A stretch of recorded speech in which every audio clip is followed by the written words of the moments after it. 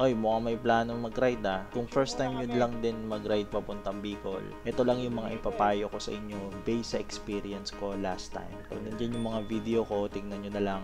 Bukod sa accommodation, alam nyo nang given yan, kayo na bahala dyan. Wala namang travel restrictions. So, straightforward lang naman yung kalsada. So, kung gumagamit kayo ng Google Map, sa akin kasi Google Map, meron lang isang part doon sa Google Map na dapat maging aware kayo. Pero iuhuli ko na yon. So, bukod doon, wala naman kayong magiging problema.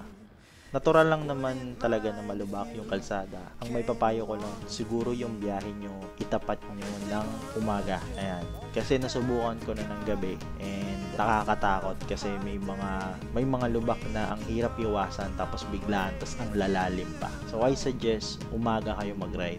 Bukod sa mga usual preparations natin sa rides, ang isa siguro sa mga pinakamalaga na dapat hindi nyo makalimutan yung kapote dahil uulan at uulan. Then eto din yung dapat maging aware kayo pagdating kay Google Map. So kung Google Map gamit nyo, kapag ginabi na kayo, merong isasuggest sa inyo sa Google Map dito sa San Fernando, Bula, Tunabua Provincial Road. From San Fernando, Camarines Sur to Bula, Camarines, Tunabua, Camarines, may shortcut yan.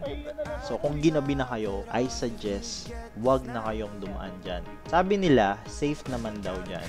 Pero hindi kasi siya yung typical na daanan lang eh. Masyado siyang isolated. Pagdating sa safety, nasa 50-50. So pag hinarang kayo dyan, walang makakaalam. So I suggest pag gabi na kayo, umiwas kayo dito sa kalsada na to. Ilalagay ko yung coordinate sa Google Map. Ilalagay ko yung link dyan sa Google Map. Pindutin nyo na lang via phone para makita nyo yung kalsada na yan na sinasabi ko. So ayun lang. Ingat sa biyahe.